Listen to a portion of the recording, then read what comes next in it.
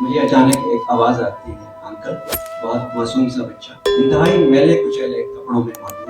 میں نے اس کے ہاتھ میں ایک تھیلا دیکھا، اس تھیلے میں جس میں بسکٹس بھی تھے، ٹافیز تھی، چاکلیٹس تھی۔ انکل آپ لے لیجیے، میری مدد ہو جائے گی۔ میں نے پوچھا، بیٹا آپ کا نام کیا ہے؟ حسنین۔ حسنین، ایسا کیا ہوا جس نے حسنین کو اپنی عمر سے پہلے ہی اپنے گھر کا بڑا بنا کہ اس کے والد نشے کا شکار تھے؟ ماں ہی جو تھی وہ گھروں میں کام کر کے سب کا پیٹ پال رہی تھی۔ جس گھر میں روٹی جیسی بنیادی ضروریات بھی مشکل سے پوری ہوتی ہوں، وہاں کے بچے اسکول جانے کا خواب کیسے دیکھ سکتے کہ وہ عام بچوں کی طرح اسکول جائے؟ لیکن گھر کے حالات نے کبھی اجازت ہی نہیں دی، اور حسنین کے والد انتہائی نشے کے حالت میں شدید بیمار ہوئے اس دنیا سے رخصت ہو گئے۔ حسنین کی ماں کے لیے ایک اور بڑا امتحان۔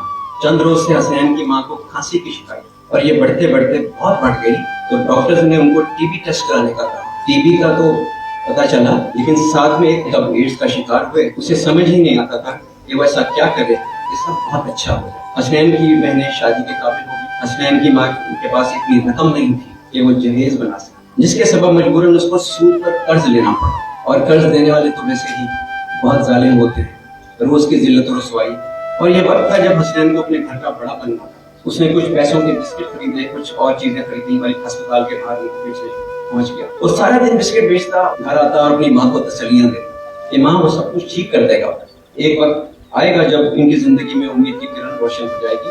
وہ ایسی عمر سے ذمہ داریاں اٹھانے لگا کہ جو عام بچوں کے کھیلنے کی عمر ہوا۔ سود خور آ کر اس کو گھر سے اٹھا کے لے گیا اور اسے دھمکاتا رہا کہ اگر تم نے قرض ادا نہیں کیا تو وہ اسے جانے نہیں دے گا۔ اس سے بڑا المیہ اور کیا ہو سکتا ہے؟ سارا دن بسکٹ بیچنا، ماں کا گھروں میں کام کرنا۔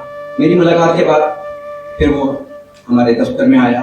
ہم نے اس سے اس کی پوری بات سنی، اور پھر یوں اس کا کچھ قرض اتارا۔ اس نے اظہار کیا کہ اسے پڑھنے کا بہت شوق، تو ہم نے اسے اپنے نان فارمل اسکول میں پڑھانا شروع کر دیا۔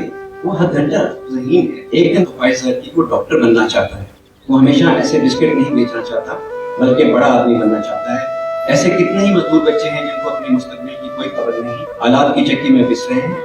کتنے بچے شعور تک ایسے بھی پہنچے جو لوہے پر تیزاب لگا کر زنگ اتارنے کا کام کرتے تھے اور اپنے ہاتھ ہی چلا بیٹھے۔ اب حسنین تعلیم حاصل کر رہا ہے، اپنے خواب پورے کرنے کے لیے قدم بقدم سیڑھیاں عبور کر رہا ہے، بہت خوش رہتا ہے۔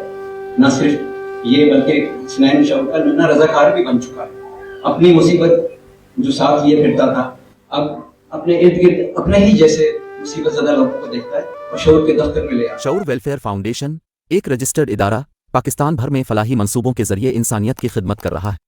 صدقات، زکوٰۃ اور عطیات کے لیے ڈسکرپشن میں فارم کا لنک موجود ہے۔ عطیہ کریں اور خیر بانٹیں۔